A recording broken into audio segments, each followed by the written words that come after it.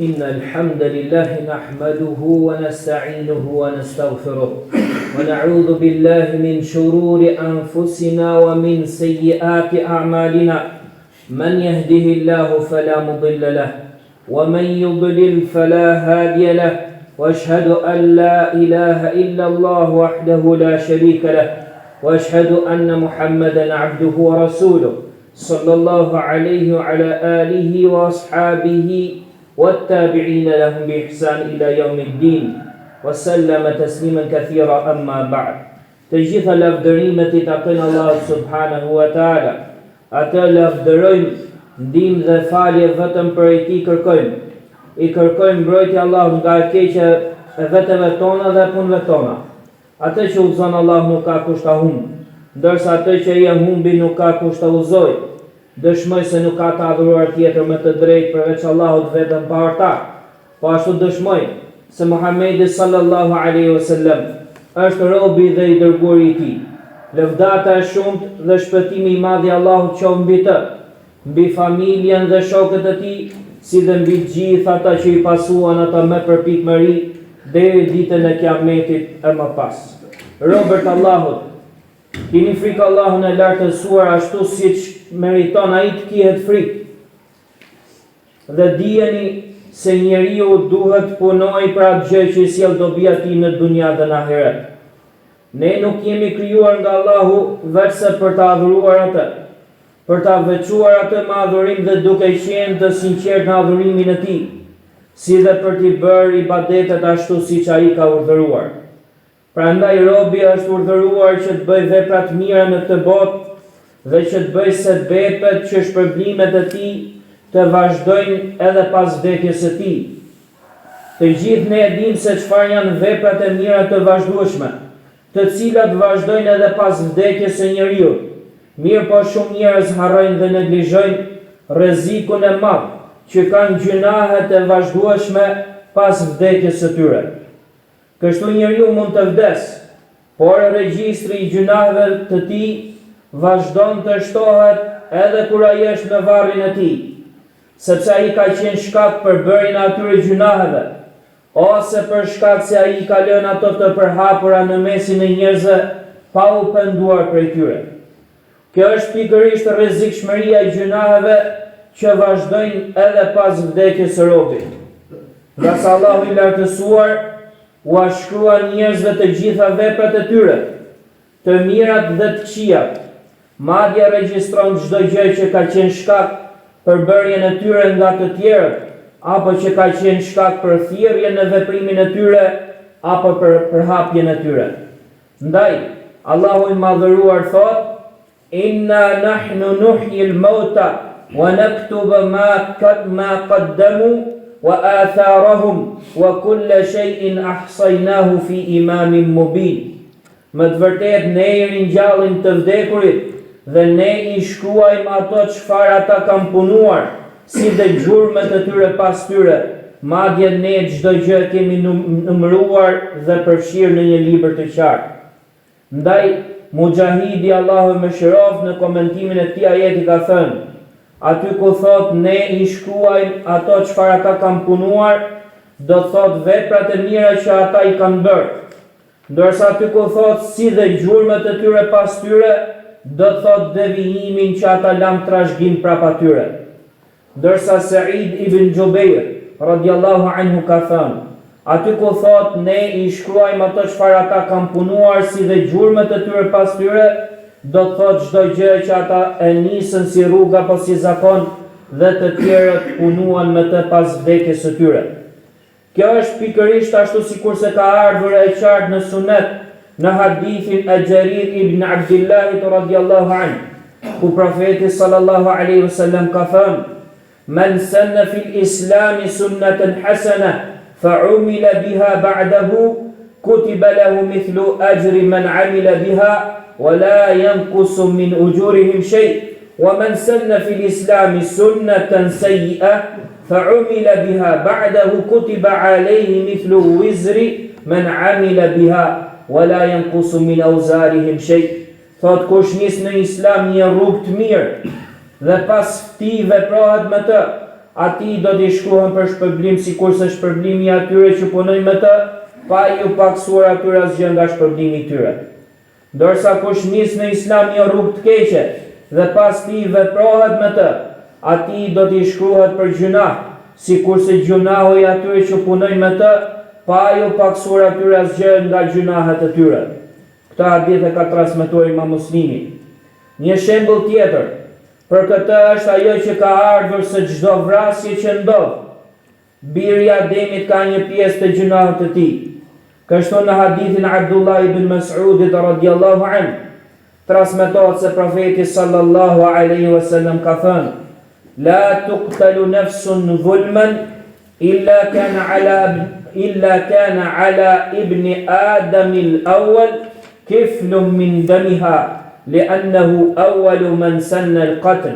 Thot nuk ka asnjë njeri që të vritet pa drejtësisht, veç se biri i Ademit i parë ka një pjesë gjunahu nga gjaku i tij, sepse ai është i pari që e nisi vrasjen. Prandaj, çdo njeri duhet të ketë kujdes që të mos bëhet shkak për përhapjen e gjunaheve, sepse ai mund të vdesë dhe gjunahet e tij të vazhdojnë edhe pas vdekjes së tij. Ndaj Allahu i madhëruar e ka sqaruar rrezikun e këtyre gjunaheve të vazhdueshme pas vdekjes duke thënë: "Liyahmilu awzarahum kamilatan yawm al-qiyamah wa min awzari alladhina yudillunhum bighayri ilm ala sa'a ma yazirun." Me qëllim që ato t'i mbartin gjunahet e tyre të plota ditën e Kiametit dhe gjunahet e atyre që i çojnë në humbje pa dije, e pra sa e keqe është ajo që ata mbartin. Po ashtu është transmetuar nga Abu Huraira radhiyallahu anhu se profeti sallallahu alaihi wasallam ka thënë: "Man da'a ila hudan kana lahu min al-ajri mithlu ujuri man tabi'ahu la yanqusu dhalika min ujurihim shay'a wa man da'a ila dalalah kana alayhi min al-ithmi mithlu athami man tabi'ahu la yanqusu dhalika min athamihim shay'a." Thot kush thërret në udhëzim, do të ketë shpërblim sikurse shpërblimi atyre që e ndjekin atë, pa ju paksuar atyre as pak nga shpërblimi i tyre. Ndërsa kush thret në devijim, ai do të mbart mbi vete gjuna, sikurse gjunahet atyre që e ndjekin atë, pa ju paksuar atyre asgjë nga gjunahet e tyre. Pra tekstet për këtë çështje janë të shumta, madje kanë ardhur edhe tekste të tjera të qarta, të cilat tregojnë për rrezikun e gjunaheve të vazhdueshme, për ata që i devijojnë njerëzit dhe i ftojnë ata drejt bidateve, drejt risive dhe kundërshtimit të Kuranit dhe Sunetit. Dhe sa të shumt janë ky lloj njerëzish në umetin tonë, qoftë në të kaluarën apo në kohën e sotme, ata janë thirrsa në dyert e xhehenemit, siç ka ardhur në hadithin e Hudhaifës radhiyallahu anhu, ku ka thënë: "Du'atun ala abwabi jahannam man ajabahum ilayha qadhafu fiha." Thirrsa në dyert e xhehenemit, kush u përgjigjet atyre për tek ato, ata hedhin brenda në të. Unë thash, o i dërguari i Allahut, na i përshkruaj neve si janë ata. Ai tha: "Na'am qaumun min jildatina wa yatakallamuna bi alsinatina." Po tha, ata janë njerëz prej lëkurës sonë që flasin me gjuhën tonë. Pra, ata janë ata të cilët flasin pa dije dhe japin fetva sipas dëshirës së tyre, përhapin bidate dhe devijime. Pra, disa njerëz e kanë bërë fenë e tyre mjet për politikë, për kritikimin e udhëheqësve, për rebelimin e popullit kundër prisave dhe për tekfirin, pra shpalljen jo besimtar të popujve musliman dhe të drejtuesve të tyre. Kurse disa njerëz të tjerë e kanë bazuar fenë e tyre mbi ignorancë, mbi bestytni, sufizëm të devijuar, trillime dhe mbi lloj-lloj devijimesh të tjera veç tyre. Ndaj, nga Abdullah ibn Amr ibn al-As radhiyallahu anhu transmetohet se ka thënë: "Kam dëgjuar të dërguarin Allahut sallallahu alaihi wasallam duke thënë: Inna Allah la yaqbidu al-ilma intiza'an yantazi'uhu min an-nas, walakin yaqbidu al-ilma biqabdi al-ulama, hatta idha lam yatruk 'aliman ittakhadha an-nasu ru'usan juhala, fasu'ilu fa'aftaw bighayri ilmin fadallu wa adallu."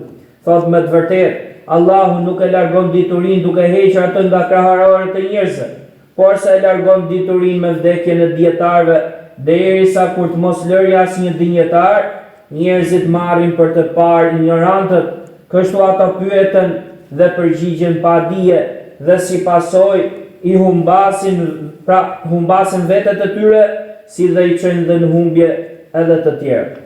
Për këtë arsye, profeti sallallahu alaihi wasallam kishte frikë për umetin e tij nga thirrësit e fitneve apo trazirave.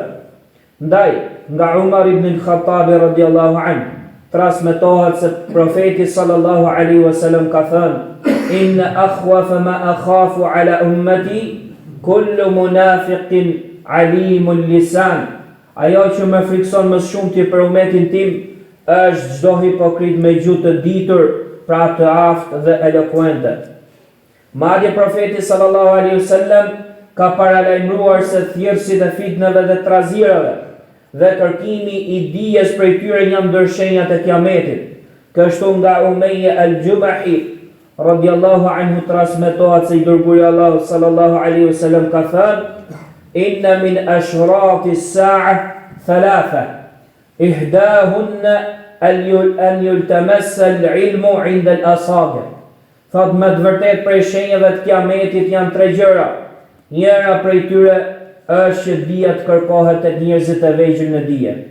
Kur e pyetën Abdullah ibn al-Mubarak, Allah më shëroft, se kush janë të vegjëlit, ai u përgjigj, tha, janë ata që flasin sipas mendimit të tyre, ose janë ndjekësit e bidateve dhe të tekave. Pra marrja e dijes dhe fetvave nga njerëzit e devijuar e të paditur është shkak i madh për hyrjen në fitnë dhe trazira, si dhe në shkatërim. Ndaj nga Abdullah ibn Mas'ud radhiyallahu anhu transmetohet se ka thënë: "La yazalu an-nasu bi khair ma akhadhu al-ilma an akabirihim, fa idha akhadhuhu min asaghirihim wa shirarihim halaku." Thot njerëzit do të vazhdojnë të jenë në mirësi, për aq kohë sa e marrin dijen nga dietarët e mëdhenj të tyre. Mirë po kur ta marrin nga të vegjëlit e tyre dhe nga më të këqijt e tyre, do të shkatrohen. Prandaj, ruhuni o robërt të Allahut, kujdesuni nga kushdo që jep fetva dhe flet për çështjet e fesë, ndërkohë që ai nuk është prej dietarëve të vërtet, të njohur për sunet dhe ndjekjen e tij, e për cilin nuk është dëshmuar se ka hajër dhe dituri. Përkundrazi përmbajeni dietarëve të mëdhenj, merrni fetvat e tyre dhe përpiquni t'i pyesni ata për çështjet tuaja fetare, sepse në ndjekjen e dietarëve të vërtet është shpëtimi, ndërsa ndjekja të paditurve është rrugë drejt humbjes dhe fitneve. Aqulu hadha al-qawl wa astaghfirullaha li wa lakum min kulli dhanb fastaghfiruhu innahu huwal ghafurur rahim. Alhamdulillah hamda ash-shakirin wa uthni alayhi thana'a adh-dhakirin. Ahmaduhu bimahamidihi allati huwa laha ahd wa uthni alayhi al-khayra kullahu لا أحصي ثناء عليه كما أثنى على نفسه وأشهد أن لا إله إلا الله وأشهد أن محمدا عبده ورسوله. Robërt Allahut, po ashtu prej gjunaheve të vazhdueshme dhe më të rrezikshme në kohën tonë është edhe ajo me të cilën jemi sprovuar sot, e cila është përhapja e fesadit dhe gjunaheve nëpërmjet rrjeteve sociale, telefonave dhe internetit, në forma nga më të ndryshme, sikur se janë shpifjet dhe përgojimet ndaj njerëzve të pafajshëm, përhapja e fotove të ndaluara dhe videove të turpshme, po ashtu përhapja e lajmeve të rreme dhe e fashërthemeve që cënojnë sigurinë e vendit dhe që nxithin urrëtie ndaj priseve dhe udhëheqësve musliman, përhapja këngëve dhe videove me muzikë dhe gjunahe të tjera që i largojnë njerëzin nga përmendja e Allahut. Dija o robi Allahut se gjunahet dhe veprat e këqija do të vazhdojnë të regjistrohen në librin tënd edhe pas vdekjes sate, edhe pas shkuarjes tënde në varrin tënd, sepse ti je bërë shkak i përhapjes të së keqes.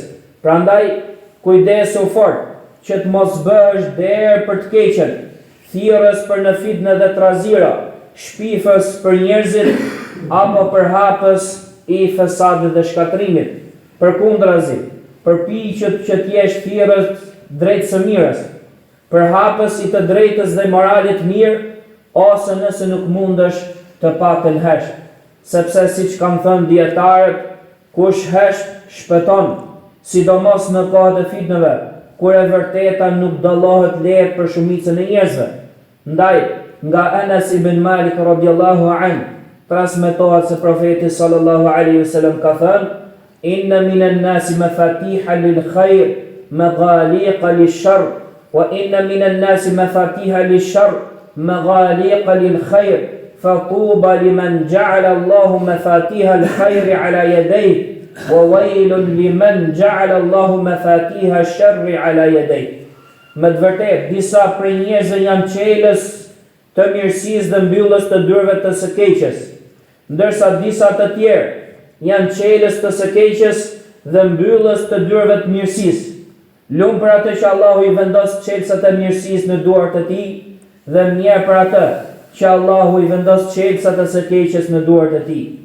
Prandaj robërt Allahut zgjidh që nëpërmjet dorës dhe fjalës sate të hapen pra dyert e së mirës, dhe jo të fesadit dhe të shkatrimit dhe të gjunaheve, sepse çdo fjalë dhe vepër, çdo klikim dhe çdo postim do të ketë peshën e vet në ditën e gjykimit.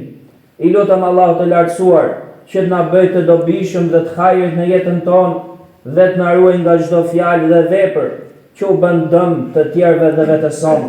Ibadallah, inna Allah ya'muru bil 'adli wal ihsan wa ita'i dhil qurba wa yanha 'anil fahsha'i wal munkari wal baghi ya'idhukum la'allakum tadhakkarun.